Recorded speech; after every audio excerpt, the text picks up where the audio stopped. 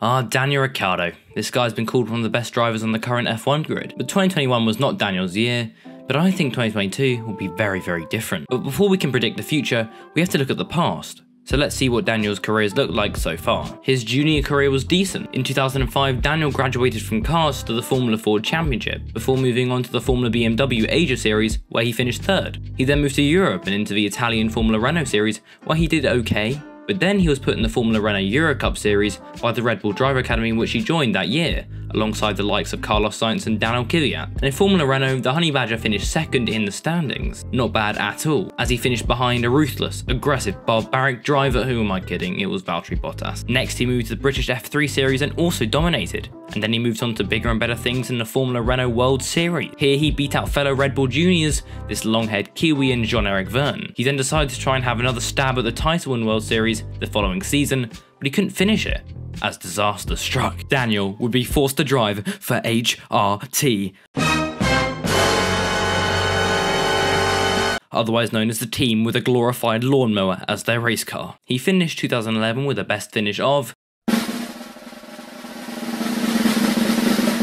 18th place. Even Nikita Mazepin could sometimes do better than that. Nevertheless, Avocado had moved to Toro Rosso for the 2012 season to partner Jean-Eric Vergne. Daniel scored 10 points while simultaneously reversing the roles from the Formula Renault World Series, and now Vergne beat Ricciardo with 16 points. Then in 2013, Daniel improves though by beating out his teammate by 7 points. Now when Mark Webber announced his retirement, Red Bull needed a driver to fill that vacant seat.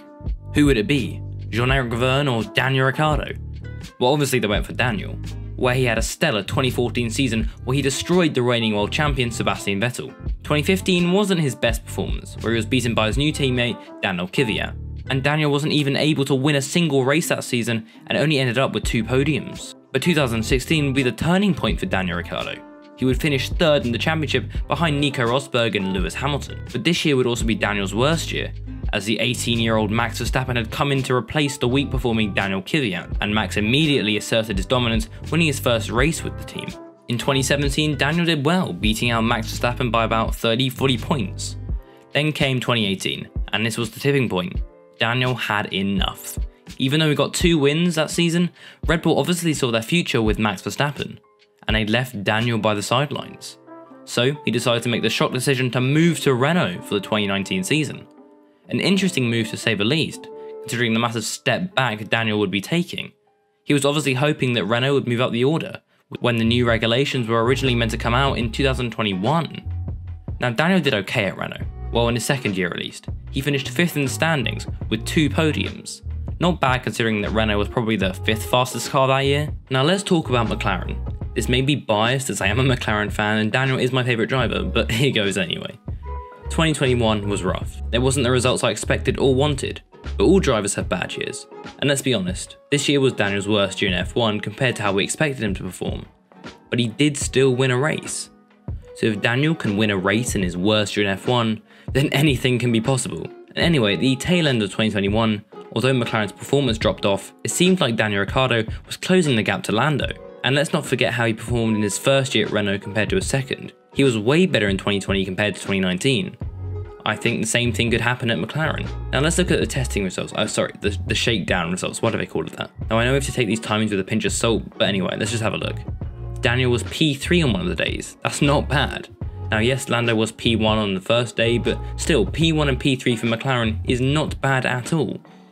I think people also forget that McLaren changed engines from Renault to Mercedes. Now maybe McLaren didn't adapt their chassis in 2021 to suit the Mercedes engine due to the new regulations which would be coming in 2022. So maybe they used the chassis that suited the Renault engine in 2021 instead of one that suited the Mercedes. But with all this considered, I think Daniel Ricciardo will bounce back this year with a new quick car that I'm sure McLaren will deliver to him, and the confidence he would have gotten back from spending time at home in Perth, because remember he would have been away from his family the entire year because of the COVID restrictions in Australia. Now if you have enjoyed the video this far, please do consider subscribing. It's free, only takes a few seconds, and you can always unsubscribe later if you want. I'd just like to say a massive thank you. The growth on the channel has been insane recently. I think a couple days ago I was on 3,000 subscribers, now I'm almost at 7,000. What? So yeah, thanks so much. And by the way, I do also have a Twitter and a Discord server, and they're both linked down below, so make sure to check them out. Thanks. But yeah, I just hope that Daniel Ricciardo will do amazingly in 2022. You know, I have that feeling inside of me, or maybe it's just my McLaren bias. So with that said, I'd like to thank you for watching. I've been Connor, and I'll see you later. Bye.